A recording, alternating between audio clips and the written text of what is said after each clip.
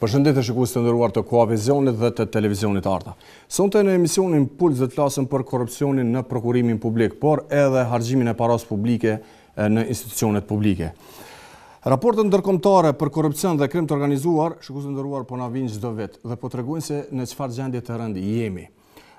Por edhe raportet e që vendore tregojnë se institucionet publike po harxojnë, po keq përdorin, po e vjedhin paran publike, shikues të nderuar. Për këtë kemi pas afera të ndryshme, kemi pas arrestime, akt akuza, po ashtu edhe hetime të ndryshme. Për këtë arsye, sonte në emisionin Puls do të flasim me Admir Shalën, prokuror special në Prokurimin Speciale të Kosovës dhe ekspert i Prokurimit Publik. Mirëmbrëma zoti Admir Shala. Artan Venhari, zëvendës auditori, ushtrues detyri auditorit përgjithshëm. A është zëvendës apo ushtrues detyri? Zëvendës auditori përgjithshëm. Përshëndetje Artan. Dhe Artan Sanhasi nga KDI-ja. Përshëndetje. Përshëndetje. Artan, fillojmë me juve para se të kalojmë me institucionet të cilat janë të thirrura t'i publikojnë por edhe t'i ndjekin. Po e shohim që korrupsioni është i shtrim në gjitha anët dhe institucionet janë ka dëmtohen çdo ditë. Raportet ndërkombëtare, Transparency International, raportet vendore, ju e qesin Kosovën që jemi vendi më i korruptuar në Evropë, sidomos kjo e fundit e Transparency International, del se Kosova barazohet me Afrikë. Për fat keq, domethënë kjo është e vërtetë. Kosova ka shënuar vetëm 33 poena në raportin e fundit të Transparency International, degës së cilës është edhe Instituti Demokratik i Kosovës, ku unë punoj.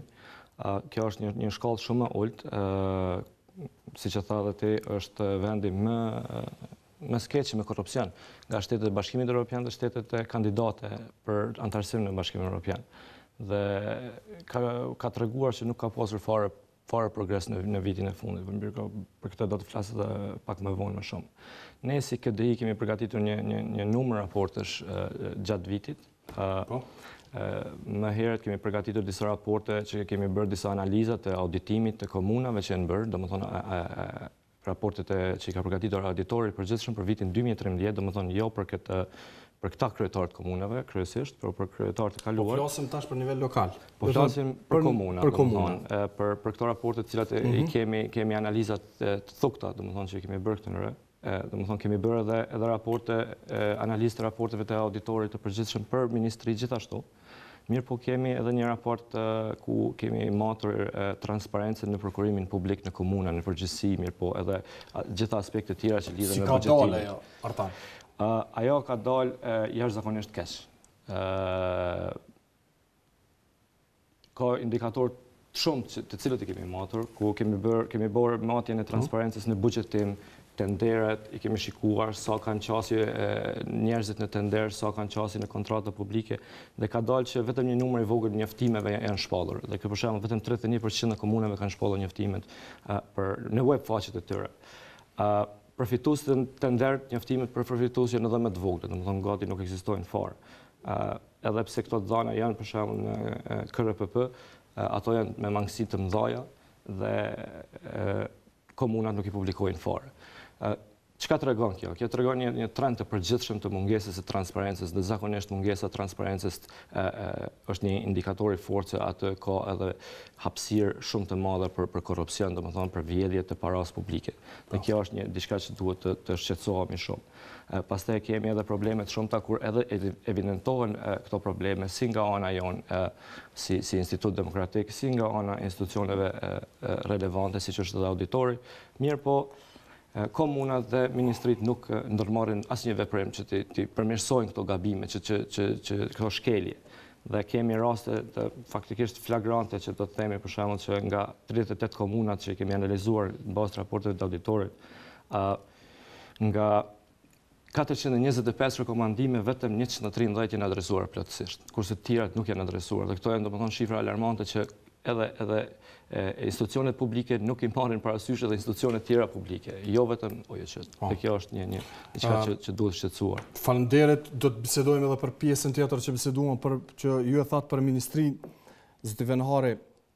Në fakt ju jeni institucioni i parë që ballafaqoni me paran publike se si shpenzohet, sepse jeni tërkohen duke i monitoruar dhe duke i vlerësuar se çka po punojnë institucionet publike.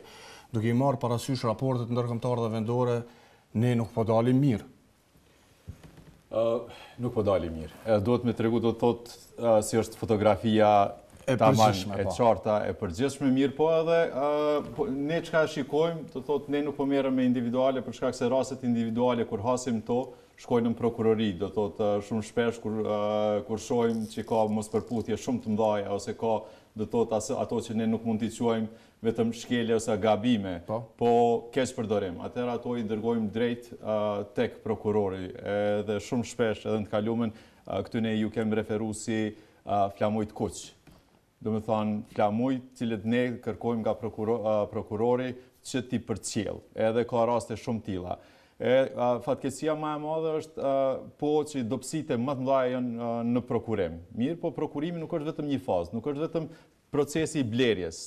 Po pajtohem shumë që transparenca, mungesa e transparencës është ndër problemet më të mëdha që nuk e mundson kyçjen e qytetarit apo kujdo tjetër. Do thotë mbyllet procesi si i tillë, bëjnë çka dojnë. Edhe ne pastaj gjatë auditimit shohim raste. Mirë, po nganjëherë mostra mund të jetë më e madhe, mund edhe mos të kem raste, mund na ik ndonjë gjë, mirë, po shumë shpesh ndodh e përgëzoj edhe shoqësinë civile edhe mediat e tjerë kur tek ne dërgojnë informata qoftë drejt për drejt apo anonime për dyshimet që kanë që ne atëherë i mostrojmë ato raste dhe i shikojmë. Mirë, po ka gabime shumë të mëdha. Kur po them procesi që nuk është vetëm prokurimi, vetëm tenderi, si shkruhen kriteret, është një mënyrë që nga njëherë e favorizon diken. Favorizimi i tenderve është një problem shumë i madh. Artana, është e shpesht kjo?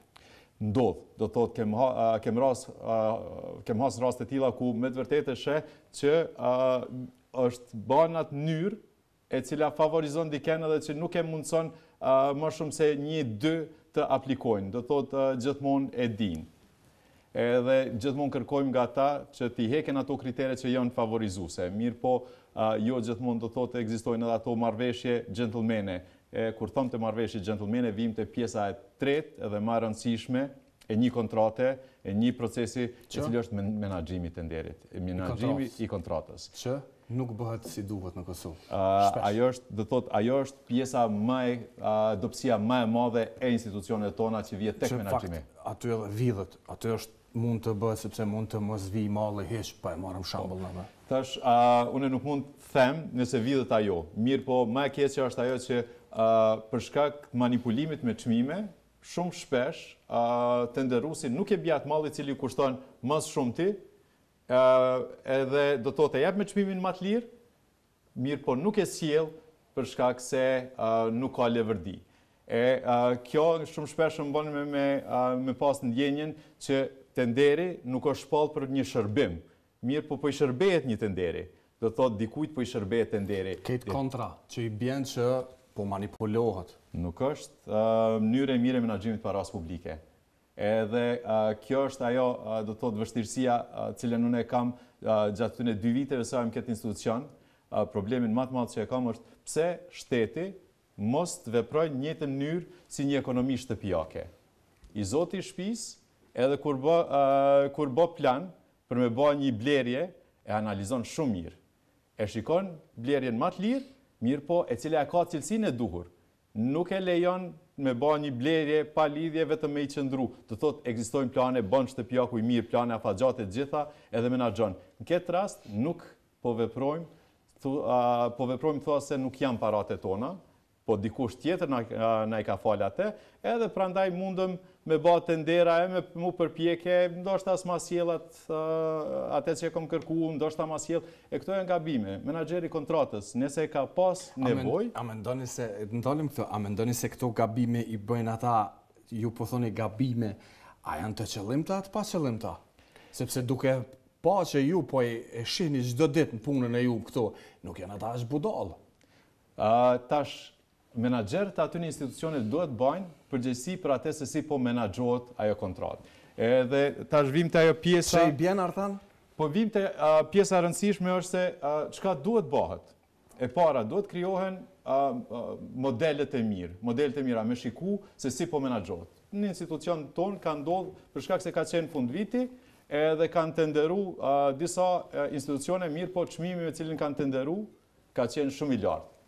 Edhe ne nuk kem dashur me bat atë blerje, atë prokurim, për shkak se çmimi ka qenë mi çmimin e tregut. Ne si institucione, ne duhet me pas privilegjin që ndoshta të jemi në çmimin e tregut, se kur bëjmë blerje nuk e bëjmë një, sasia është më e madhe, në raste të tilla duhet bjerë çmimi, e jo të rritet çmimi.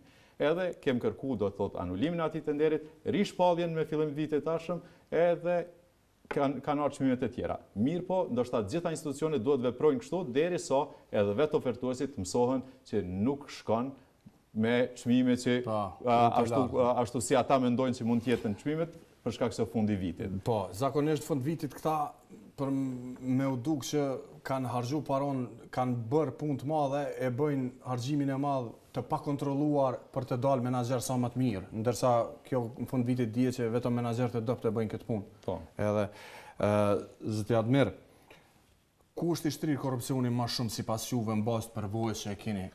Cilat janë përgjegjësitë më të mëdha që i shihni në punën e përditshme ju si prokuror, por edhe si ekspert i prokurimit që ju ligjeroni në këtë fushë?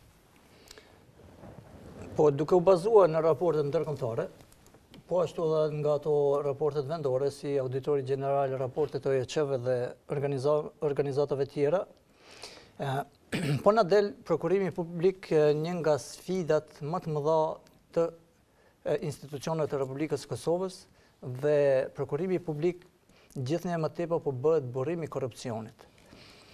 Dhe duke u bërë si burrimi i korrupsionit po shkakton në vështirësi dhe ngecje në zhvillim ekonomik.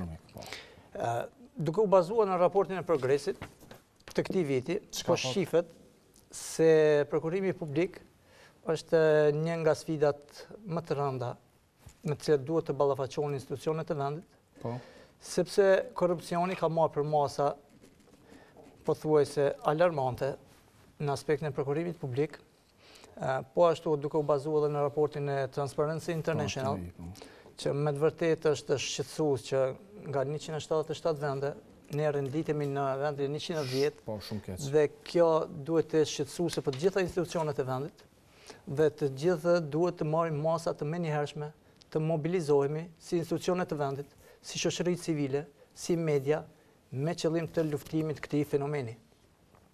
Zakonisht këto perceptime vijnë nga perceptimet e qytetarëve, nga përvojat e tyre personale, nga bisedat me miq, me të afërm, po ashtu edhe nga informacioni nga mediat.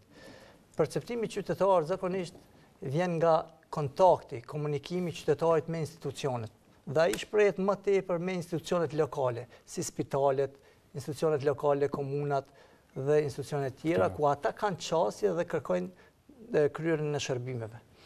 Dhe korrupsioni, sa i përket prokurimit publik, pothuajse shtrihet në të gjithë procedurën e prokurimit. Për shembull, në gjithë procedurën e prokurimit, ku janë keqpërdorimet që bëhen, ku bëhet një vjedhje në një procedurë të prokurimit publik? E përmendi Artoni tha në menaxhimin e kontratës ku aty mund të mos hyj malli hiç. Zakonisht Ministri i Shëndetësisë ka pas defekte të tilla. E mora shembull pasi e kanë përcjellë. Cilat janë keqpërdorimet si prokuror, por edhe si ekspert i kësaj fushë, ku vidhet më shumëti, po mendoj ku keqpërdoret? Po rreziqet dhe format e korrupsionit në prokurim janë të ndryshme, duke filluar nga faza e planifikimit nevojave, nga përgatitja e dosjes së tenderit, nga caktimi i kritereve të tenderit, nga gjatë dhënies së kontratës, po ashtu edhe gjatë ekzekutimit të kontratës. Në gjitha këto faza shprehet korrupsioni në prokurim publik. Dhe si indikator të korrupsionit, sa i përket prokurimit publik, zakonisht specifikacionet, kriteret e tenderit i përshtaten ofertuesit të caktuar. Paraprakisht bëhen shkëmbime të informatave të fshehta me operator, me ofertues, ku jepet informata në lidhje me kriteret dhe kushtet e tenderit. Këto janë të palejueshme, përveç sqarimeve që janë të lejuar dhe ato sqarime duhet bëhen me gjithë ofertuesit. Domethënë zbulohet konfidencialiteti i informatave, jepen avantazhet ofertuesve të ndryshëm, po ashtu komisionet e vlerësimit caktohen nga personat mbikëqyrësit e personelit dhe ata zakonisht i nënshtrohen presioneve të ndryshme, duke filluar nga menaxherët e tyre, po ashtu edhe nga presioni politik, patjetër. Po ashtu manipulimet në lidhje me zgjedhjen e procedurave. Çka i vjen ajo? Kjo do të thonë sepse shumica e autoriteteve kontraktuese bëjnë ndarjen e blerjeve. Bëjnë ndarjen e blerjeve për të ikur procedurave. Zakonisht i jepen edhe është një shqetësim që shkohet në procedura një burimore.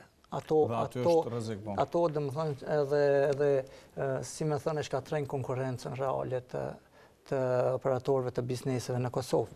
Pastaj, ofertuesit fitues zakonisht bëjnë aleanca me ofertuesit tjerë. Këto aleanca bëhen, dhe më thënë, në mes tyre me qëllim të fitimit të tenderit. Të njërit nga ta. Duke u ndihmuar edhe nga personat në kuadër të institucioneve konkrete. Po ashtu bëhen ndryshohen kushtet e kontratës, rinegociohen kontratat, rriten çmimet, ndryshohen specifikimet e kontratave, paraqiten faturat fiktive, false. Do të bisedojmë po edhe për këtë. Gjithë këta indikatorë shprehen gjatë tërë ciklit të prokurimit publik dhe janë edhe shumë indikatorë tjerë që me të vërtet po e cenojnë konkurrencën, transparencën, sepse nuk ka transparencë të mjaftueshme në prokurim publik. Dhe kjo është shqetësuese për institucionet e vendit dhe për atë arsye është koha e fundit që ne të mobilizohemi dhe të shikojmë të ndryshojmë diçka, ndoshta edhe të ndryshojmë ligjet që të bëhet prokurimi online gjithë kënë qasje, do të kenë qasje në këto procedurat të tenderimit. Po, Artani përmeni, edhe Artani, Venhari dhe prokurori Admir, kesh përdorime dhe kesh menaxhimi format se si bëhen në prokurimin publik. Kthehemi, deshet diçka të shtoni? Në fakt, vetëm të njëjtët desha të përmend edhe unë në ato analizat që kemi bërë deri tani ku kemi përmbledhur gjitha dhënat ku janë bërë shkeljet më të shpeshta, përkrisht domethënë mos respektimi i kritereve. Dhe si ndodh kjo është për shembull kur kemi formunizim me medikamente, kompania fituese, pasi që e ka fituar tenderin, ka dalë që nuk e ka pas licencën me afat skaduar. Kjo ka ndodhur me një komunë. Apo diploma, kërkohet që një kompani ofertuese për asfaltim të rrugëve që të ketë diplomë të menaxherit. Mirpo ajo nuk është respektuar dhe s'ka pas. Kurse kompania për shembull që nuk ka fituar, e ka pasur diplomë, është desh ta paguajë atë menaxher më shumë dhe normal që ka fituar kjo tjetra më lirë se s'ka pas diploma dhe këto janë shkaktuar problemet, pastaj kjo është një formë e keqpërdorimit të madh. Pastaj kemi edhe rastet pagesave të parregullta, kemi vonesa në realizim të projekteve ku nuk aplikohen penaltitë të ndryshme, domethënë shihet nuk është përfunduar një rrugë, në çdo kontratë ekzistojnë mundësia që të dënohet ajo kompani, ose s'paku të hyjë në listën e zezë që të mos marrë tender të tjerë. Mirpo kjo nuk ndodh, kjo është problem. Ka kompani që hyjnë në listën e zezë, edhe sepse dihet që shumica e kompanive në Kosovë kanë bërë, mos them shumica, por një pjesë kanë bërë dolloverë dhe kanë qenë rretime, janë ngrita këta akuza dhe nuk di që janë në listën e zezë. Nuk e di asona që janë në listën e zezë, në fakt. Kjo është një problem i madh për ata të pecekim këtu, domethënë, edhe kjo është, domethënë, sa herë diskutoj me institucionet qeveritare, ekziston një lloj mungese e sinqeritetit, domethënë kur diskutohet gjithmonë, flasin, diskutojnë për luftë kundër korrupsionit, për gjitha këto mirë, por kur drejtojmë gishtin te një problem, rregulloni këtë problem, nuk bëhet asgjë. Dhe kjo është një diçka që shpesh dëshpërohemi, mirë, po nuk kemi çfarë të bëjmë tjetër, vetëm të luftojmë prapë, domethënë që të rregullojmë këto gjëra. Mbas të raporteve tua, cilat ministri kanë vjedhur më shumë, kanë keq përdorur apo kanë keq menaxhuar ju deri më sot gjatë monitorimit ku keni pa prokurim publik, por edhe në fusha tjera? Po, shiko, këto nuk mund të themi që ministria drejt për drejt domethënë ka keq përdorur ose ka bërë diçka, mirë, po na kemi gjetur probleme të ndryshme në ministri të ndryshme. Për shembull, kemi pasur Ministrinë e Shëndetësisë, rastin e stentave, ne si Institut Demokratik kemi ngritur këtë rast në vitin 2013, kurse vetëm tash është bërë publike edhe pse kemi ngritur zërin se në prokurimin e shërbimeve apo materialeve kardiokirurgjike ka pasur telashe shumë të mëdha. Dhe kemi ngritur këtë problem, mirë, por nuk është marrë parasysh deri vonë, derisa dolin publik dhe u shkaktuan një skandal i madh. Kemi rastin në polici, për shembull, që nga viti 2011 policia nuk mund të blejë vetura, për shkak se atë kriteret përcaktohen për një operator të caktuar. Dhe kjo është problem shumë i madh për shkak se për fat keq policia e Kosovës nuk ka vetura të mjaftueshme dhe shumë policë përfundojnë të patrollojnë në këmbë, që nuk është në rregull për shkak se edhe kjo për mendimin tonë rrezikon edhe sigurinë e qytetarëve. Dhe isha fokusuar te këto më shumë, domethënë që kemi bëu hulumtime, ka edhe shumë raste tjera që nuk i kemi hulumtuar dhe nuk mund të flas me përgjegjësi.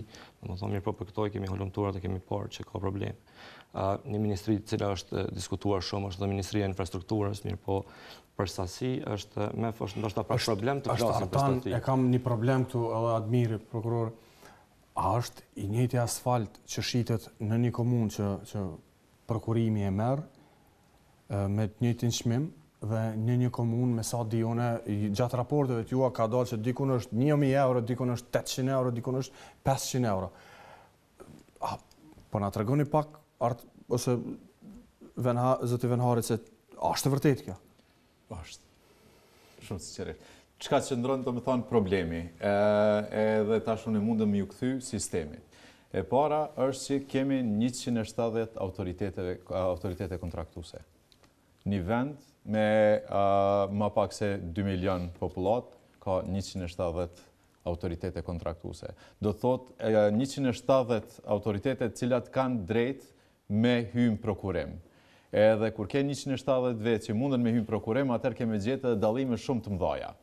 Cilat janë ato Artan apo na i thua? Nëse e këshyr, do thot KDI vetëm ka bë ulëmtime dhe ka gjetë që edhe çmimet e naftës që ishin dashur me qenë ndër më të rregulluara edhe aty ka dallime mjaft të mëdha. Për shembull, na thonë një çmim në një komunë sa kushton në parafërsisht. Jo, ato do të thonë se nafta ka qenë një problematikë me cilën janë marrë ata.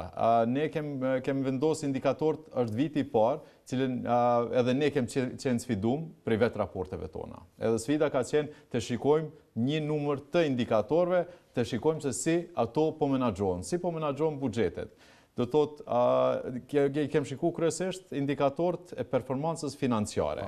Edhe u përmend shumë puna e ekzekutimit të buxhetit. Rrezikshmëria shumë e madhe të ekzekutimit të buxhetit është kur i ke 9 muaj të parë të vitit, një ekzekutim 40%, edhe ty të met një sasi prej 60% e buxhetit për një 3 mujor të fundit. Do thot edhe vet ai vrapi përpjekja me shpenzu në një 3 mujor 2/3 e buxhetit e përbën një risk në vete, se është shumë vështirë të kontrollohet nga menaxherët se si është ka shpenzuar ajo, edhe mundet me marrë shumë deri te shkelet për shkak se menaxhmenti e ka jashtë kontrollës. Edhe te shumë indikatorë tjerë do thotë kem pas mungesë të një autoriteti qendror, se nëse të autoritetit qendror të prokurimit kem kërkuar si zyre auditorët dhe kem thënë njëri prej shembujve të mirë të menaxhimit është për gjërat të cilat janë të përbashkëta për gjithë, shikohet një kontratat e mëdha. Për kontratat e mëdha, mirë po edhe kontratat të cilat kanë bajnë do thot për material zyrës edhe për naftë edhe për gjitha këto, shikohet të jetë një kontraktor, autoriteti qendror i prokurimit, AQP, i cili do të mund të menaxhonte. Edhe kjo ka qenë kërkesë e zyrës të auditorit prej vitit 2011, 2012 vetëm është themelu, mirë po kontrata e parë që ne kanë bë është viti i 2014 dhe po flasim ndoshta tani 2 muajt e fundit. Edhe vetëm nga një kontratë, e cila ka përfshirë rreth 30 autoritete, kursimi i cilin vet AQP thot është rreth 800.000 euro. Ajo do të thotë që nevoja e tillë është shumë e madhe, edhe nevoja do të thotë jo vetëm për këtë, po edhe për shumë prokurime të tilla do të bëhet të centralizohet. Edhe kështu do të ruajmë buxhetin tonë në maksimum, e jo të shohin dallime shumë dhaja të çmimeve. Po interesant dalemi këtu tek nafta. Ka dallime në komuna apo ministri ku një e blen naftën me 1 euro, e mora shembull 1,5 apo 1,30 e një e blen me 1 euro.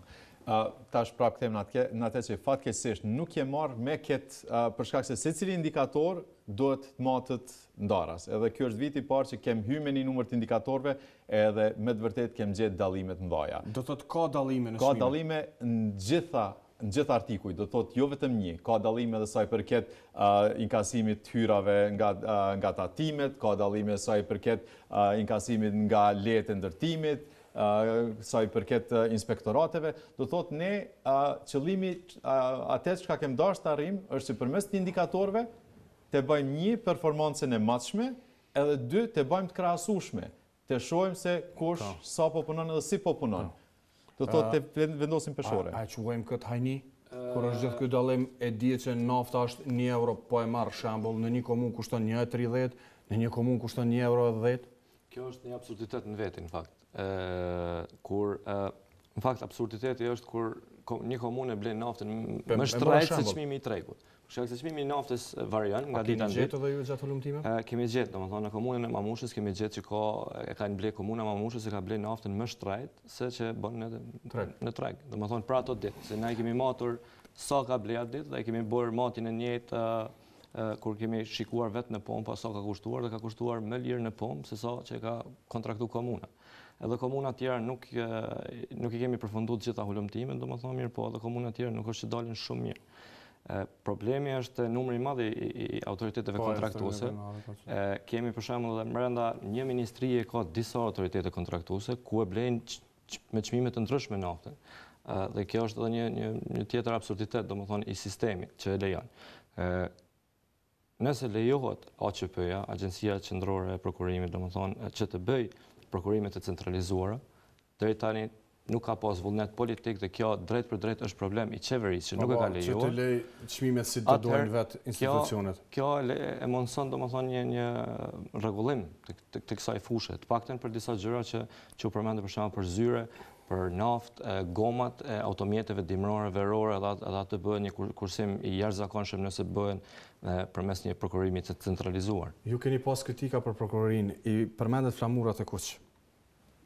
Sa po i merr sa jeni kënaqur me punën e prokurorisë, e marr shembull gjithë këto shkelje, gjetje dhe shpesh prokuria edhe ata kanë pas kritika se duhet bashkëpunohet dhe të na tregoni se çka të bëjmë, raportet janë publike, është shumë e paqartë.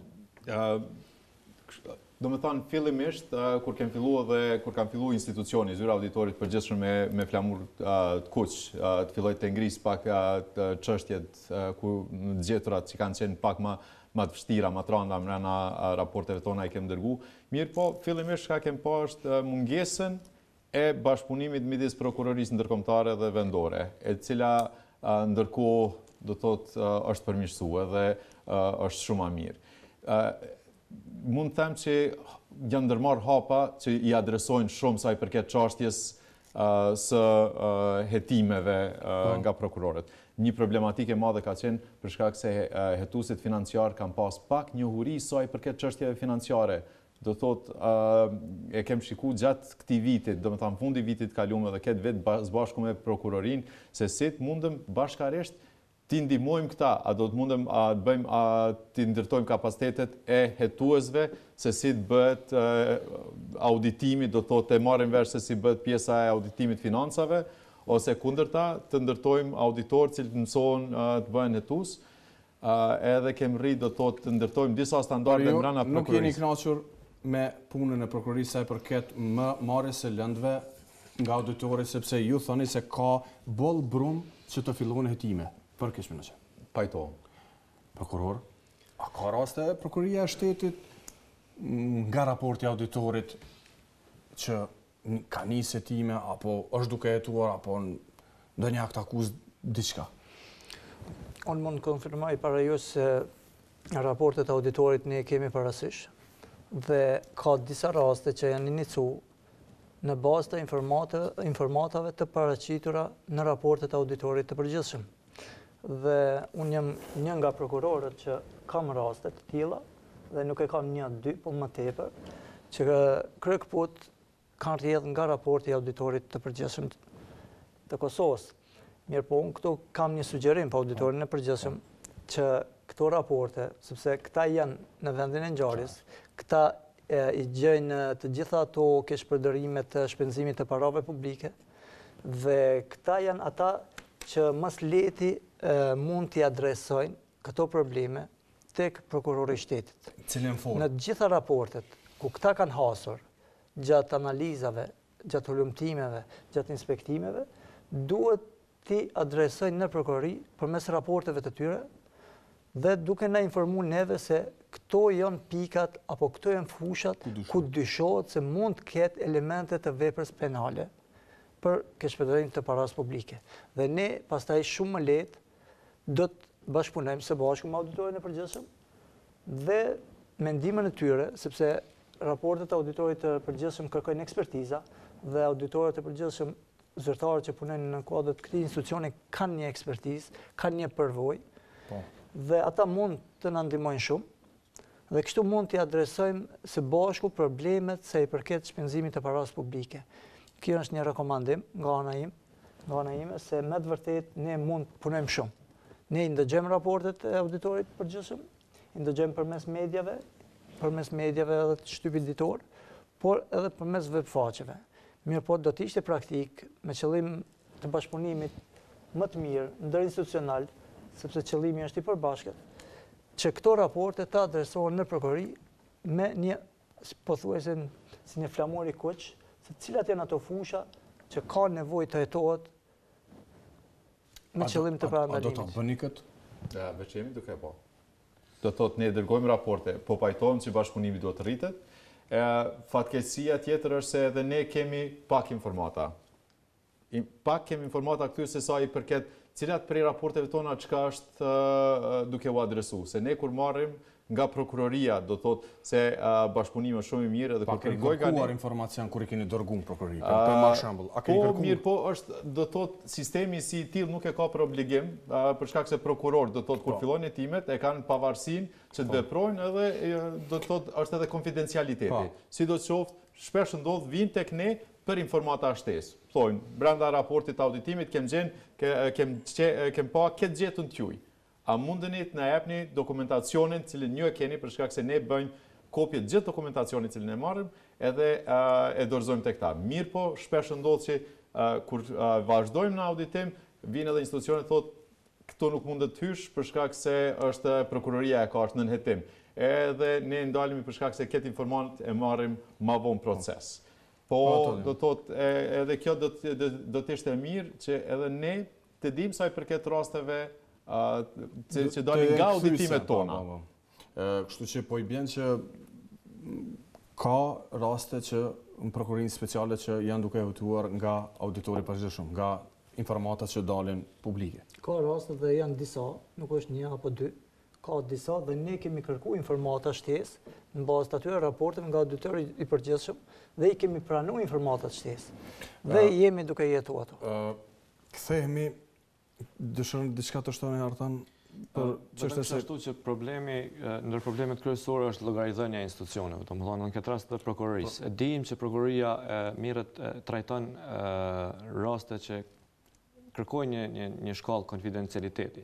Mirë po, raportimi i prokurorisë për publikun do të forconte shumë besimin e publikut në këtë institucion. Na ka ndodhur shumë raste që persona caktuar kanë ardhur dhe kanë deklaruar ndonjë aferë korruptive që kanë pretenduar tek KDI-ja dhe jo tek prokuroria, që është një problem mendoj shumë serioz për shkak se ne nuk jemi adresa dur, është prokuroria. Dhe prokuroria nuk ka ndërmarrë asgjë. Mirë po, në këtë rast nuk kisha thonë ashtu, mirë po fakti është problemi të besimit, të llogaridhënies. Domethënë auditorit tregon që i dërgojnë disa raste. Ne tregojmë që i dërgojmë disa raste, mirë po nuk dëgjojmë fare për ato raste. Vetëm tash vonë ka filluar të prodhohen disa statistika të cilat nuk janë edhe aq të qarta për punën e prokurorisë. Dhe kjo është një ndër problemet serioze që duhet të trajtojë. Ndjekje nga pa kemi, atë gjykim s'kemi fare. Vetëm pasi që kemi prokurorin këtu të fokusohemi vetëm te kjo pjesë, domethënë. Besoj që prokurorët tonë vendor kanë kompetencat e plota tani. Sepse në të kaluar në gjithmonë i rastet të cilat kanë qenë pak me të rënda, të sensitive, ka pas Euleksi, që kemi besuar shumë në të dhe në fakt nuk ka doli asgjë hiç. Që e kanë dërguar në fakt Euleksit, mirë po tani nuk ka ndonjë arsye që të mos i marrin vetë dhe shpresoj që do të bëhet më shumë këtë drejtim. Faleminderit, shikues të nderuar, shkojmë me një pjesë të marketingut dhe kthehemi prapë në studio. Shikues të nderuar, Pas një bloku të marketingut kthehemi në studio ku jemi duke biseduar për korrupsionin në Prokurimin Publik dhe me të pranishmit pra prokurorin nga Prokuria Speciale dhe auditori përgjithshëm dhe KDI-ja. Zoti prokuror, çka duhet me bë? Me përmirësu, ne pe dim që keq përdorime, hajni, keq menaxhim paras publike, si duhet të përmirësohet kjo gjendje edhe sa i përket prokurimit publik për shumë fusha tjera? Shikoni, një prej sfidave dhe rreziqeve më të mëdha që sulmon një shoqëri demokratike dhe sundimin e ligjit është fenomeni i korrupsionit. Dhe luftimi i korrupsionit nuk është sfidë vetëm institucioneve vendore të Kosovës, por është sfidë edhe të shteteve të rajonit, sepse edhe ato po ballafaqohen me një korrupsion të madh. Zakonisht shtetet që kalojnë nëpër tranzicion, vendet në zhvillim, karakterizohen me një shkallë më të lartë të korrupsionit, sepse rrethanat e mundsojnë një gjë të tillë. Kështu që problemi i korrupsionit konsiderohet si një nga problemet më të mëdha me të cilët ballafaqohet sot edhe Kosova.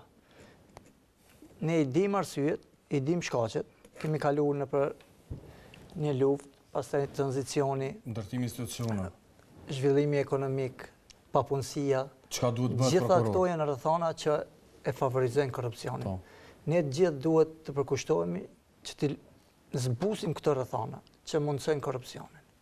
Dhe për të pas sukses luftimi i korrupsionit në të gjitha shtetet, në të gjitha vendet, kërkohet vullneti politik dhe kërkohet krijimi i mekanizmave për luftimin e këtij fenomeni. Zoti Admer, vullneti politik po vjell. Nuk e ka dëshirën vullneti politik të forcoj prokurorin dhe auditorin e përgjithshëm, policinë e shtetit, po vullneti tyre është që mos t'i forcoj këto institucione. Ne po e shohim që 15 vjet ju kalon me 10 prokuror aty, me 20 knej dhe gjykat me qindra mira lënë. Nuk po e shohim që ka vullnet politik këto 15 vjet nga politika po flas që të luftohet kjo. Këtu është problemi kryesor. Ja, në këtë kuptim, për shembull, vullnetit politik edhe mekanizmave të institucioneve nuk mund të thuhet se mungon në Kosovë, sepse edhe vullneti politik, edhe mekanizmat ekzistojnë. Ne e dim në Kosovë se kemi shumë institucione, kemi shumë ligje, kemi shumë plane të veprimit, kemi shumë agjencione, kemi shumë OJC, dhe mekanizma tjerë të cilët merren me luftimin e korrupsionit. Me infrastruktura ligjore dhe institucionale nuk mungon në Kosovë. Dhe nuk mund të themi se mungon ligji apo mungon institucionet. Rezultatet i kemi pak më këta. Mirë po, për atë arsye kërkohet që të ndërmerren masa të menjëhershme nga të gjitha institucionet e Kosovës. Mobilizohet gjithë shoqëria. A duhet të jap llogari secili për punën e vet? Në çdo institucion. Patjetër, sepse për të luftuar korrupsionin kërkohet vullnet, kërkohet përkushtim, vendosmëri, kërkohet profesionalizëm, kërkohet mbi gjitha guxim. Që nuk e kanë shumica. Nuk besoj që nuk e kanë guximin, sepse ata që kanë dhënë betimin për të ushtruar pozitën e prokurorit, ata me siguri e kanë menduar se guximi duhet të jetë pjesë e ushtrimit të funksionit të tyre. Dhe ata që nuk kanë guxim, ata shumë, unë kisha me thonë se duhet me njëherë të lëshojnë pozitën të cilën janë duke ushtruar. Fatkeqësisht zoti prokuror në vendin ku ju punon e flas Prokurimin e shtetit nuk e kanë treguar veten, pastaj nuk përmenda se cilat raste i keni pasur ju, por tani do të kalojmë. Në kisha përmend vetëm rastin e udhëhecit task forces faktikisht. Po, i cili është po flasëm edhe për prokurorë tjerë që s'kan guximin lënd edhe faktikisht unë mendoj që nuk ka mas caktuar faktikisht prokurorëve që të luftojnë këtë dukuri. Edhe kjo dukuri është problematike sidomos për shkak se është një bashkëpunim mes politikës dhe biznesit. Domethënë prokurimi publik është një mjet, një mënyrë që transferohen ato të hollat tek bizneset. Të cilat bizneset të cilat janë mbrapa partitë politike të caktuara, ne i dimë edhe kush është me biznesi PDK-s, kush është i LDK-s dhe AK-s, këtë bizneset dihet se të kujt na janë.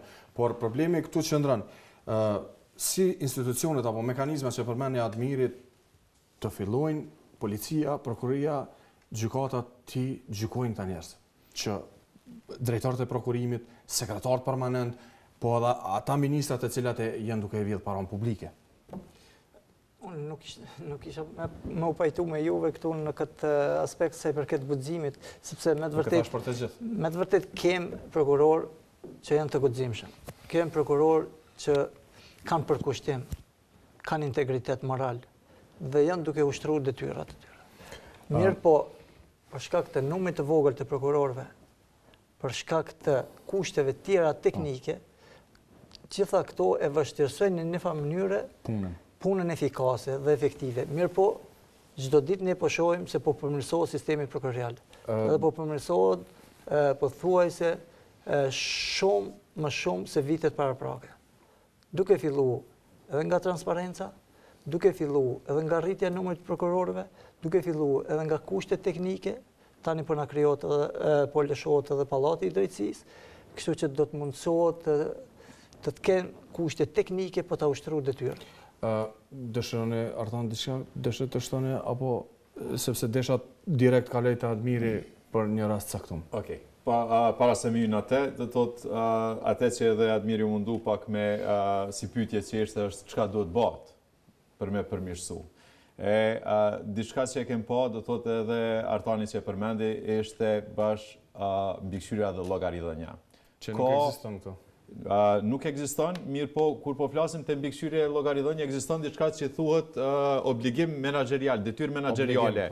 Edhe menaxherët e institucioneve duhet të japin përgjegjësi të zgjedhurve të popullit lidhur me mënyrën se si ata menaxhojnë. Do thotë kuvendit. Në rastin e komunave janë kuvendet komunale, mirë po shohim se qoftë kuvendi nivelin qendror, qoftë ato kuvendet apo asamblet komunale, nuk kërkojnë prej menaxherëve me dhanë përgjegjësi, me dhanë llogari, lidhur me mënyrën se si ata kanë vepru. Edhe kjo është ajo mangësia e hallkës. Kjo është aty ku hallka po thehet sa i përket përmirësimit.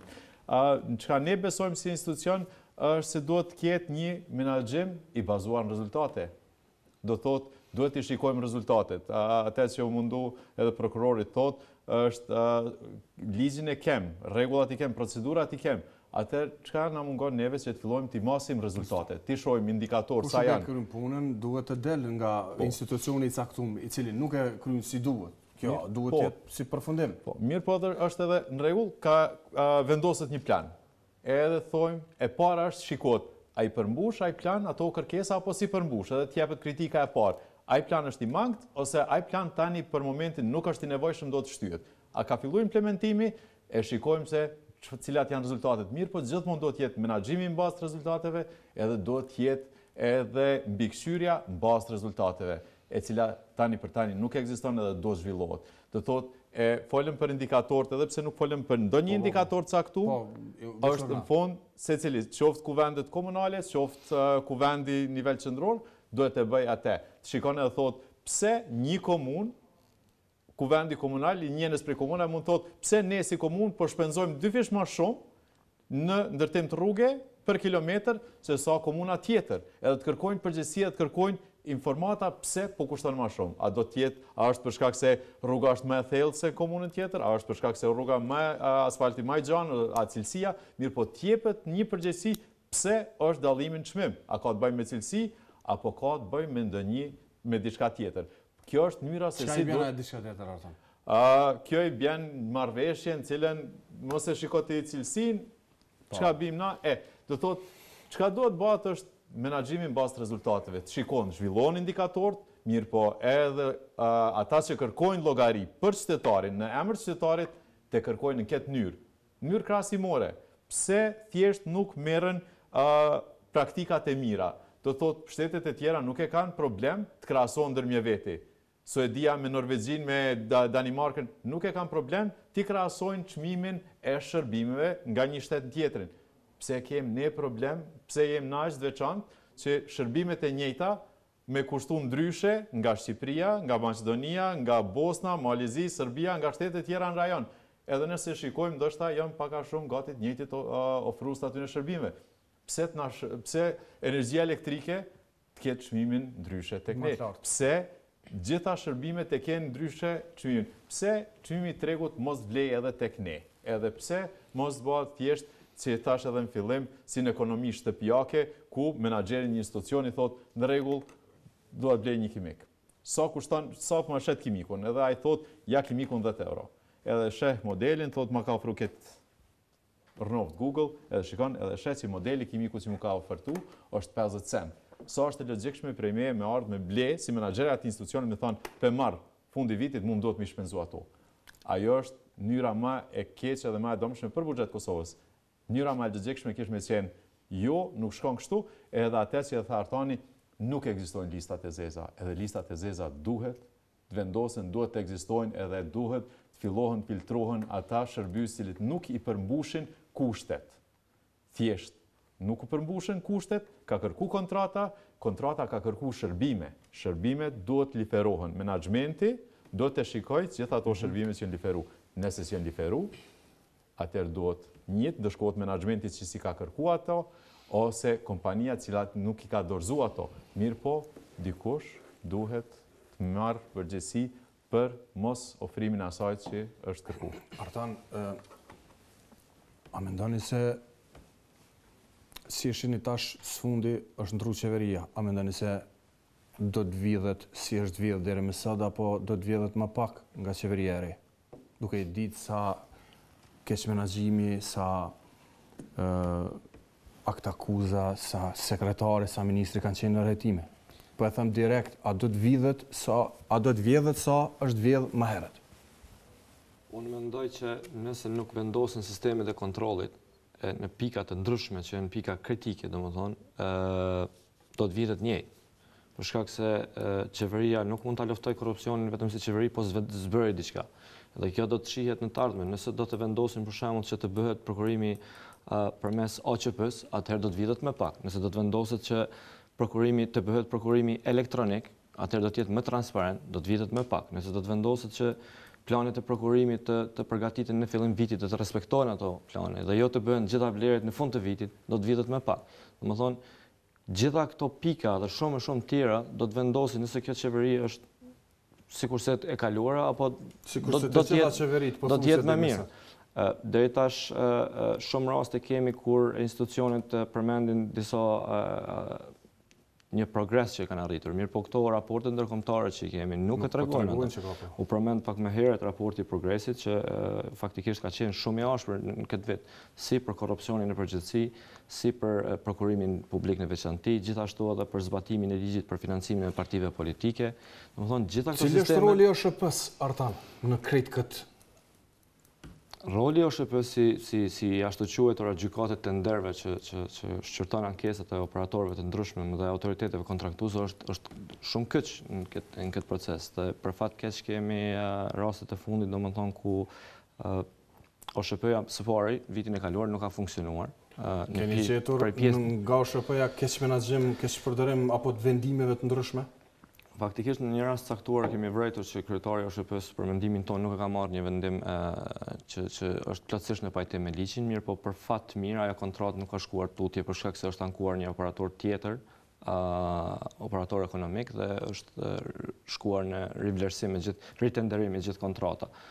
Besoj që ai vendimi nuk ka qenë shumë sipas ligjit. Cili mendoni vendimi është? Për cilin vendim e keni fjalën? Ka të bëjë për disa ankesa, domethënë që ka marrë vendim kryetari i OSHP-s që të vazhdojë tenderimin, domethënë, edhe pse paneli shqyrtues ka vendosur që ajo të ndalohet përkohësisht. Dhe kjo ka ndodhur gjatë këtij viti, ne kemi reaguar si institut demokratik. Për çka bëhet fjalë? Faktikisht bëhet fjalë për disa për prokurimin e atij rasti që përmenda më herët për polici.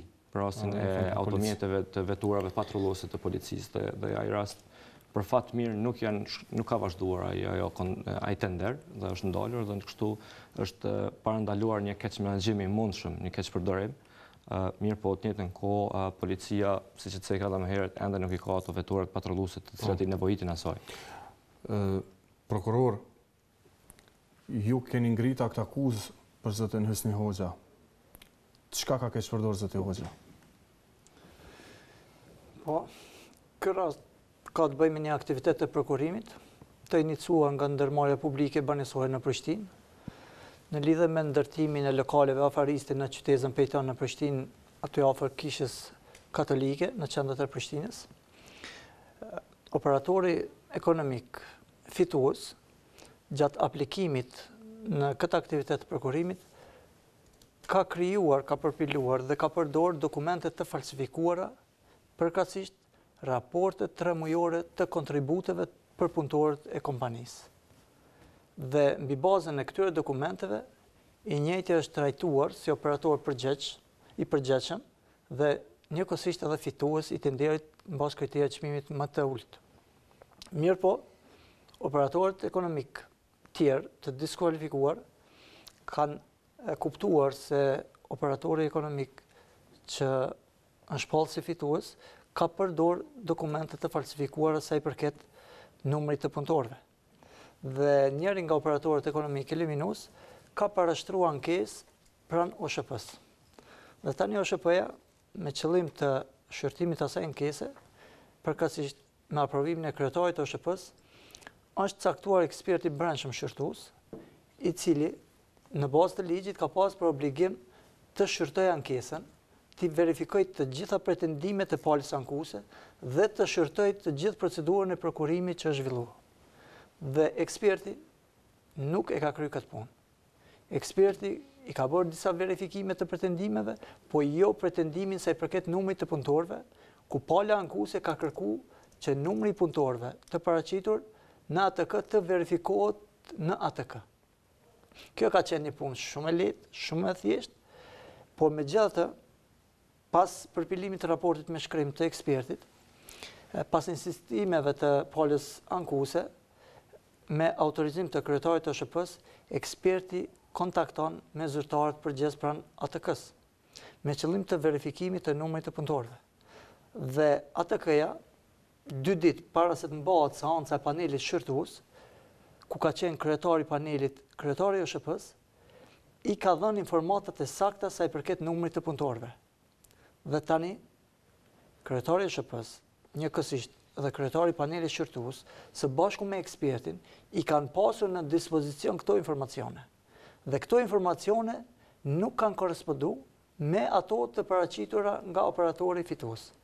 Përkatësisht, kanë qenë të disfavorshme, sepse ATK-ja ka njoftuar se numri i punëtorëve është shumë më i vogël se sa që ka paraqitur operatori ekonomik fitues.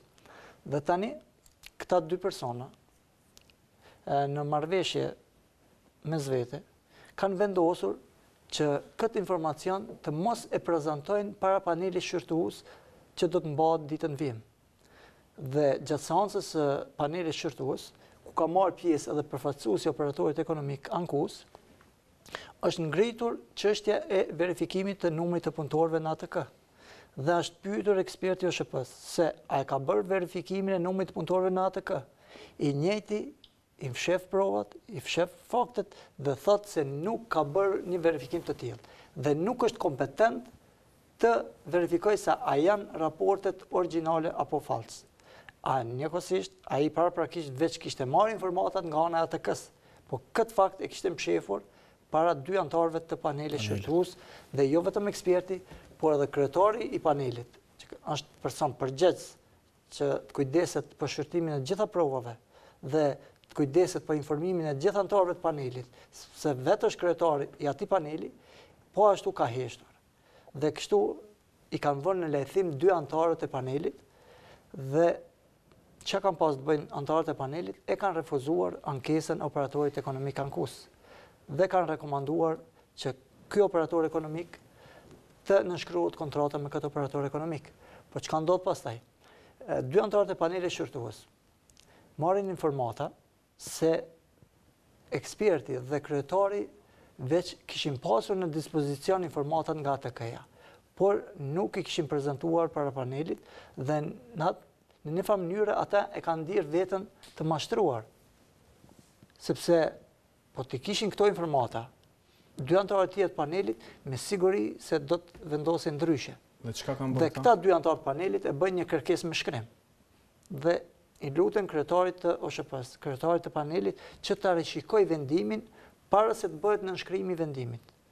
Mirë po kryetari i OSHP-s e ka kthyer përgjigjen pozitive, sepse duke pretenduar se vendimet e panelit, vendimet e OSHP-s mund shërtohen vetëm pranë Departamentit Administrativ të Gjykatës Themelore në Prishtinë. Dhe kështu, këta e kanë ndi vetën të mashtruar nga këta dy antarë panelit dhe kontrata është nënshkruar dhe kështu ka vijuar më tej. Pastaj keni filluar hetimet. Ne kemi filluar hetimet në bazë disa informatave dhe kemi gjetur se ka elemente të veprës penale dhe pas hetimeve, në bazë të provave të mbledhura, analizimit të tyre, kem konstatuar se përmbushen konsumohen të gjitha elementet e veprës penale për të cilat edhe është ngritur akt akuza. Ju keni arrestuar edhe personat përgjegjës për fanin, rasti fanit. Kur pritet të ngritet akt akuza për rastin e fanit? Dhe a ka zyrtar të lartë të shtetit që priten të involvohen në këtë rast? Çështja e privatizimit në Kosovë është mjaft delikate dhe kërkon një tretman të veçantë nga ana institucioneve tona, përkatësisht nga organet e ndjekjes. Me të vërtetë, ne të gjithë e dimë se privatizimi nuk ka shkuar ashtu siç ishte planifikuar. Dhe ky rast është një rast në lidhje me një fabrikë, fan, dhe ne kemi filluar hetimet, kemi mbledhur provat dhe jemi pothuajse në fazën përfundimtare të hetimeve dhe pas përfundimit të hetimeve, në bazë të provave të mbledhura dhe analizimit të tyre, ne do të shikojmë se çka do të bëhet me rastin e fjalë. Bazë saj, mendoni se mund të ngritet akt akuzë? Sipas juve deri me sa që keni mbledhur, cili është mendimi? A do të ketë akt akuzë në këtë rast? Në bazë të provave që i kemi deri më tani, gjasat janë shumë pozitive që të ngritet akt akuzë në rastin konkret. A do të ketë zyrtar të lartë, deputet, apo edhe nga AKP-ja njerëz të cilët mund të ndëshkohen apo vetëm pronarët? Në këtë rast janë të përfshirë menaxhmenti i AKP-s, si dhe bordi i AKP-s. Gjithë ata antarë të bordit që kanë votuar pro lirimit të kësaj ndërmarrje. Do të thotë do të ngritet akt akuzë, në rast se ka akt akuzë do të ngritet edhe për këta. Për këta së pari. Për gjithë që kanë bërë keqpërdorim të tyre zyrtare do të ngritet akt akuzë. Të gjithë këta janë në netime. A ka raste, kthehemi pak, flasim për Prokurimin Speciale. A ka raste të kalibrit të lartë, ministra, sekretar permanent, që jeni duke jetuar, përveç këtyre dy rasteve të cilat mund të themi janë peshë të mëdhaj, ky zhargoni mediave që ne i quajmë. A ka ministra që ju jeni duke jetuar, sekretar permanent, ju personalisht, por edhe nga Prokuria Speciale që janë duke jetuar dhe të presim një rezultat më pozitiv duke i ditë se çfarë gjendje jemi zoti prokuror? Siç e dim, Prokuria Speciale merret me rastet më të rënda në nivel vendit dhe merret me gjitha ato raste ku subjekti i hetimit janë zyrtarët e lartë publik të shtetit, duke filluar nga presidentja, kryetari i kuvendit, kryeministri, ministrat, kryetarët e komunave dhe shumë të tjerë. Kështu që kjo është kompetencë ekskluzive e Prokurisë Speciale dhe asnjë prokurori tjetër në kuadër të vendit nuk merret me këta persona. Patjetër. Ju veç dua t'ju tregoj shikues të nderuar se zoti Admir Shala është i ngarkuar me top rastet me më prioritet në Prokurimin Speciale. Zoti Admir, a ka raste ku pritet shpejtin ndonjë arrestim apo ndonjë akt akuzë të ndonjë ministri, sekretari apo dikujt që është peshk i madh? Unë mund të konfirmoj se ka zyrtar të lartë publik që janë në netime. A janë ministra? Ka të gjitha nivelet. Ministra, sekretar? Ka të gjitha nivelet. Ka kryetar komunash, ka sekretar, ka ministra, ka deputet, ka të gjitha nivelet pothuajse të zyrtarëve të lartë publik. Dhe unë nuk mund të flas për kolegët e mi, mirë po do të kemi rrisi këta muaj që po vinë. Për rastet ministra? Për rastet nivelit lartë. Lartë, faleminderit. Arthan, e shohim disa nga rastet të cilat i përmendi edhe prokurori special që tha i kemi hetuar, disa ka pas akt akuza dhe e di edhe personalisht zoti prokuror duke hetuar një rast të një ministri dhe sekretari, por kjo nuk bën të bëhet publike pasi që është rast jashtëzakonisht i rëndë. Mendoni që është shumë numër i vogël kjo duke ditë se çfarë raporte ndërkombëtare janë duke na ardhur? Në fakt, raportet ndërkombëtare thonë që në prokurori ka problem, domethënë që të ndjeken rastet e krimit ekonomik. Për shkak të kompleksitetit të këtyre situatave, domethënë, janë numër jashtëzakonisht i vogël që ndjeken, ka pak prokurorë që i kuptojnë këtë çështje. Fal, sa prokurori ka prokuroria speciale vendore? Prokuroria speciale ka 12 prokurorë vendor. Është numër i vogël atë? Është numër i vogël, mirë po edhe këta 12 nëse punojnë me efikasitet të plot, besoj që do të kishim rezultate shumë më të mira në këtë drejtim. Dhe është për të ardhur keq, domethënë që mbesim në pozitat e njëjta në listat e ndryshme, në rangimet e ndryshme për shkak të rezultateve të dobta, që kisha thonë në fakt më vjen ta them këtu, po kryesisht për shkak të prokurorisë, domethënë, që bëhet. Mirë po i gjithë sistemi gjyqësor është pak defektoz, s'ta them ashtu, për shkak se nuk i trajton këto raste. Guximin e përmendëm për shembull e mbuluam atë pjesë, mirë po është edhe kjo pjesa profesionalizmit. Kemi një rast, një prokuror ose 2 ose 3 të cilët guxojnë të mirën me raste të rana. Tash rezultatet pritet i shohim, edhe ne pritet i shohim dhe nuk isha fokusu vetëm tek këta peshqit të mëdhej dhe vetëm tek burgosi. Për mendimin tonë më rëndësishmi është konfiskimi i pasurisë faktikisht, ajo që i vidhet popullit, domethënë parat të hollat fondet tona t'i kthehen. Dhe kjo është në fakt nuk është bërë mjaftueshëm, domethënë ata shpesh herë krimi ja vlen, edhe nëse futesh në burg për një shumë jashtëzakonisht të madhe të hollave, 100.000, 1 milion, varësisht si shohin të madhe, disa njerëz ja vlen që të qëndrojnë disa vjet në burg. Mirë po, kjo pjesa konfiskimit nuk është duke u zbatuar sa duhet. Dhe kjo duhet forcohet jashtëzakonisht shumë për mendimin tonë që të kemi rezultate konkrete, direkte dhe të kthejmë këto fonde që janë humbur faktikisht. Dëshë papaat me runa. Sa i përket numrit të prokurorëve në prokurorinë speciale, sa i përket guximit, nuk besoj dhe nuk duhet besoj se ndonjë prokuror në prokurorinë speciale nuk e ka guximin të merret me raste të rënda. Guximi tek ne nuk mungon, as nuk vihet në dilemë guximi i prokurorëve, sepse ne aty jemi me vullnet, me dëshirë dhe jemi të vetëdijshëm se rastet janë komplekse, janë të rënda dhe do të ballafaqohemi me ato, sepse vetë kemi vendosur që të merremi me ato raste. Kështu që sa i përket numrit të prokurorëve, tani është hap konkursi për 3 prokurorë të ri dhe për 3 tjerë do të shtohet në vitet në vijim. Dhe besoj që do të rritet numri i prokurorëve në prokurorinë speciale, sepse kemi edhe prokurorë të EULEX-it. Sa është numri i tyre? Nuk e dim sakt numri, po është diku mbi 10. Dhe me largimin e tyre do të shtohet numri, do të zëvendësohet numri i prokurorëve vendor.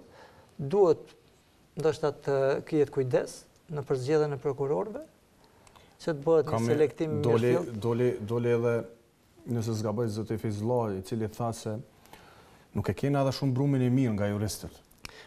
Sa i përket rasteve të korrupsionit, krimit ekonomik financiar, këto raste janë komplekse. Këto raste marrin kohë. Këto raste kërkojnë ekspertizë. Kështu që me këtë numër të vogël të prokurorëve ne kemi të pamundur të bëjmë profilizimin e prokurorëve. A do të bëhet kjo? Patjetër, me rritjen e numrit të prokurorëve ne do të bëjmë profilizimin. Dhe me profilizim do të trajnohen, do të aftësohen prokurorët në limit përkatëse. Dhe besoj se atëherë edhe suksesi do të jetë shumë më i madh. Ne po me këtë numër është pamundur të bëhet profilizimi i prokurorëve. A ka prokuror special që nuk e kanë vendin atë? Nuk besoj që ka, sepse po të kishte ata do të largoheshin. E kam problem shqiptarët atë mirë me u largu nga pozita për tuj? Jo, në kuadrat të sistemit prokurorial janë mekanizmat që verifikojnë edhe mbikëqyrjen performancën e prokurorëve. A japin përgjegjësi për performancën fund vitit prokuror që e përmeni zoti Venhari që secili duhet të jap përgjegjësi apo llogaridhënie për punën që bën?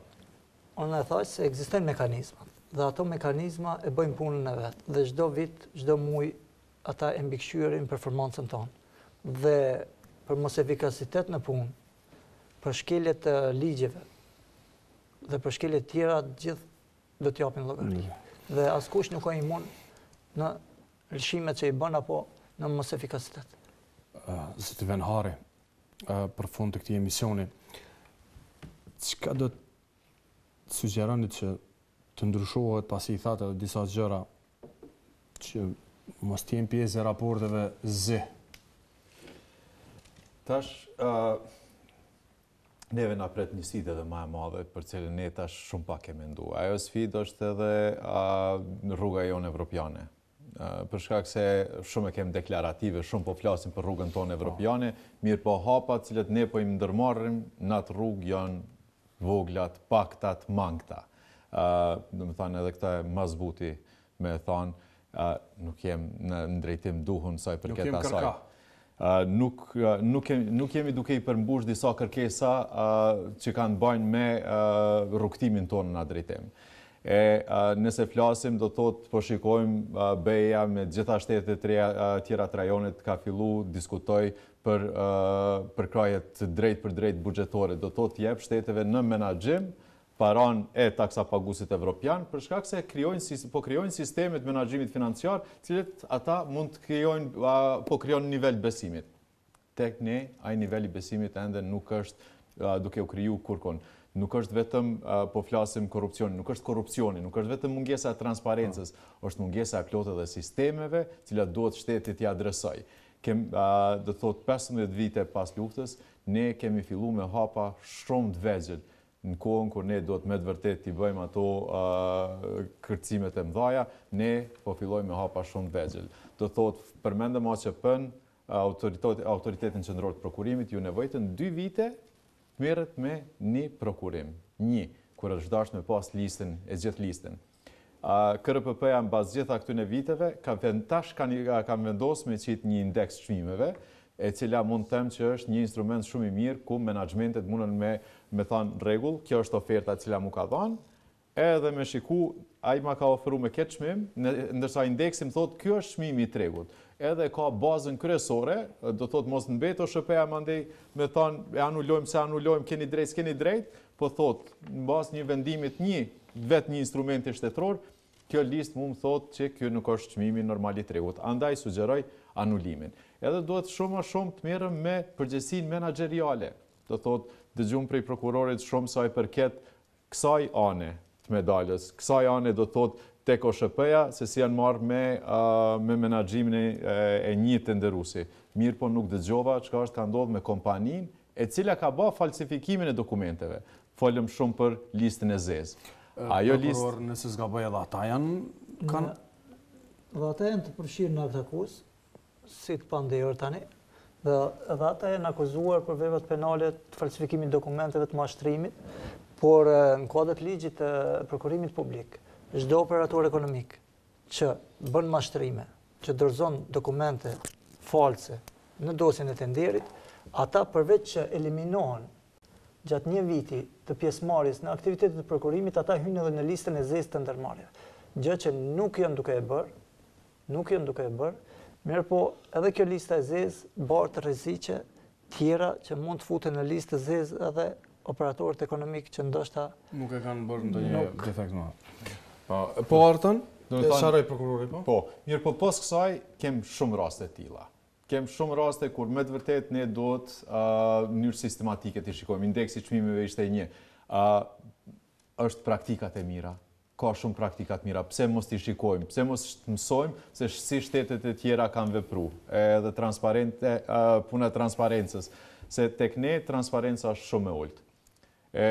Gjithmonë më ka kujtu një rast që ka pas Bashkimi Evropian, e cila pretendon me qenë ndër shtetet më transparente, cilën e ka pas me zyrën e kryeministrit disa vjet të Suedis, disa vjet më parë. Problemi që e ka pas është për shkak se me marrjen e një shkrese nga Komisioni Evropian, zyrja e kryeministrit të Suedis ka bë menjëherë publike atë. Edhe zyrja e Komisionit Evropian ka thënë pse jeni ngut, pse keni nxitu me bë transparente atë. Edhe këta kanë thënë obligimi jonë si aparat shtetëror ndaj qytetarit është që gjitha dokumentet që janë publike, t'i bëjmë publike. Përveç nëse ju e keni vendosur aty që është senzitive, është jo për publik, atër ne do të mbanim për vete. Derisa një dokument nuk e ka atë shkres, atër për neve është obligim. Edhe me të vërtetë unë shumë e kisha mirëprit kur do të vija ajo ditë kur gjithçka që nuk e ka atë shkres jo për publik, që gjithçka do të jetë publike, kur kem shumë raste kur gjithçka është duhet jetë publike. Do thotë kem shumë kontrata, cilën... Çfarë lloji ke has vetë personalisht? Kontratë për asfalt jo nuk bën publike, është sensitive. Jo, ne i marrim gjitha, po nuk është që i marrim gjitha. Ato dokumentet të cilat janë nënhetime, as ne nuk kem qasje. E di, ajo po. Për pengesë do thotë, unë kom qenë pjesë e shoqërisë civile para se me hyrë zyrën e auditorit përgjithshëm, edhe njëna prej gjërave që më ka sfidu mas shumë të edhe ende vazhdon të më sfidoj, është kontrata për autostradën. I cila s'është bërë publike ko. Tash, pengesë... Auditori mund të auditoj atë kontratë. Jo, se është nënhetime. Jo, se Ka është... kalu 2 vite që nga fillimi hetime, kështu që hetimet ndoshta e në përmjë. Jo, nuk i kanë leju vitin e kaluar, nëse s'gaboj, kanë treguar edhe komisioni... E kontrata re? Do të me pa implementimin. Pse nuk bëhet auditimi i kontratës? Do të me pa implementimin, se do të thotë ne shikojmë implementimin se kontrata si e tillë, do të thotë problemi i parë është transparenca, pastaj ne varësisht kur filloj implementimi mund të shikojmë nëse implementimi është duke shku bazuar në kontratë. Do të thotë është pajtueshmërinë ligjore me shiku. Kontrata nuk është publike për momentin, që është problem shumë i madh. Tash transparenca, pjesa problematike që unë deshta me ngrit është se edhe kontrata e parë, që ka pas obligim të jetë publike ndaj deputetëve, që janë përfaqësues të popullit. Jo, mos bëhet publike për gjithë, po deputetë është dashur ta kenë. Mirë, po edhe në rast se thon, kontrata ka pasuese të cilat kanë obligim ligjor. Në rregull, ajo do të thotë që gjithë kontrata nuk mundet. Mund të hjezohen pjesë që nuk janë për publik.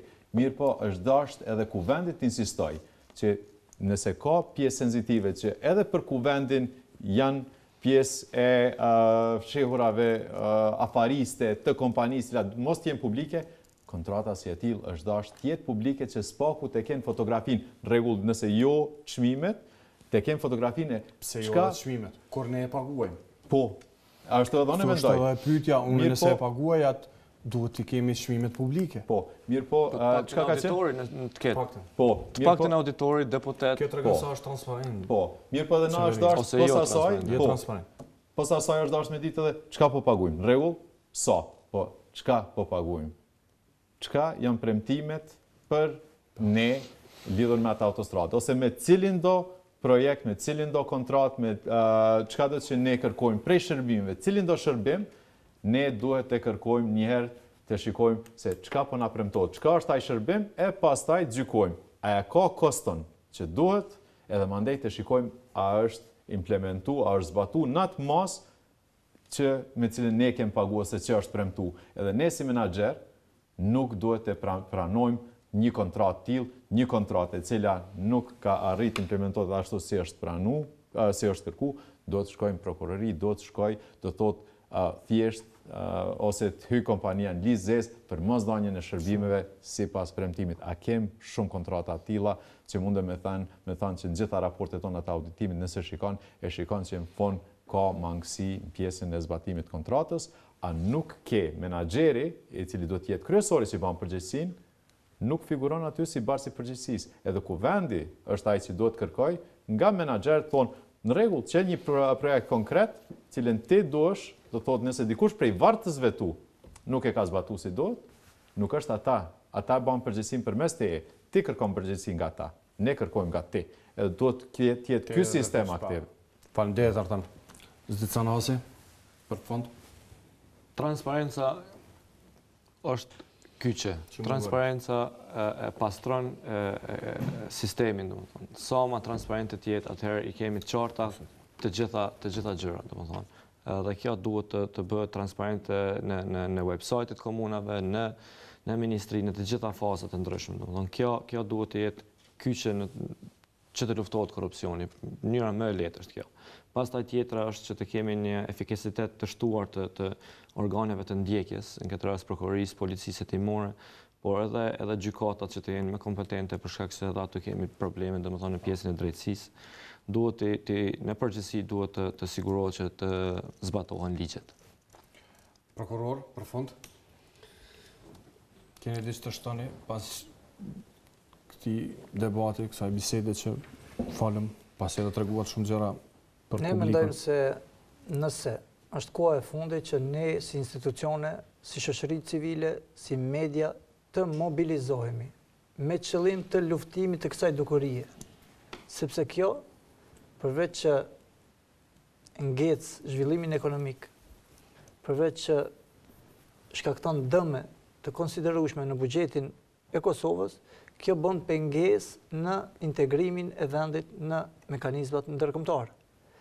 Rritja e numrit të prokurorëve, rritja e numrit të gjyqtarëve, profilizimi i tyre, bashkëpunimi ndërinstitucional është qelësi i suksesit në luftë kundër korrupsionit, sepse është e paimagjinueshme që në ditët e sotme të mendohet se një person të hetojë një rast të korrupsionit individualisht, por duhet të bashkërendojmë veprimet me institucione tjera, sepse të gjitha institucionet gjatë aktivitetet tyre mbledhin dhe mbajnë informata dhe dokumente të rëndësishme për institucione tjera.